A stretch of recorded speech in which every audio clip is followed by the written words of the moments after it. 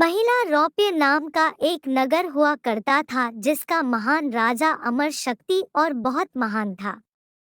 उसके 3 पुत्र थे, बहुशक्ति, उग्र शक्ति और अनेक शक्ति। चिंता का विषय यह था कि ये बहुत ही मूर्ख थे। राजा को इसी बात की चिंता दिन प्रतिदिन खाए जा रही थी। राजा की अब उम्र भी हो रही थी।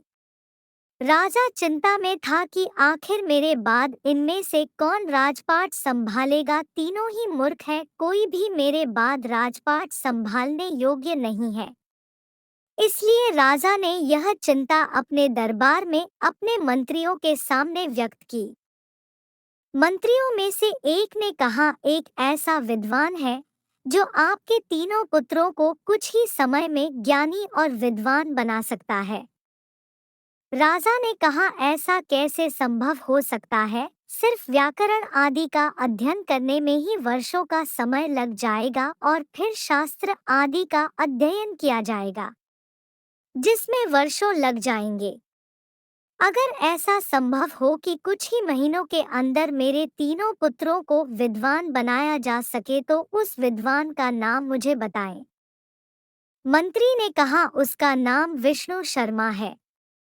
अगर आपकी आज्ञा हो तो मैं उसे दरबार में आने का निमंत्रण देना चाहूंगा। राजा मान गया और पंडित विष्णु शर्मा को बुलाया गया। विष्णु शर्मा ने राजा की बात सुनी और जवाब दिया कि मैं आपके तीनों पुत्रों को मात्र 6 माह में ही शास्त्रों का ज्ञाता और विद्वान बना दूंगा। अगर मैं ऐसा नहीं कर पाया तो अपना नाम बदल दूंगा। इस प्रकार पंडित विष्णु शर्मा ने राजा के तीनों पुत्रों को शास्त्रों का ज्ञाता 6 माह का समय लेकर बना दिया।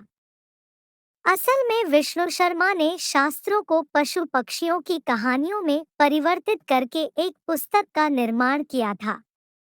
यह पुस्तक किसी भी मूर्ख से मूर्ख व्यक्ति को बुद्धिमान और शास्त्रों का ज्ञाता बना देती है।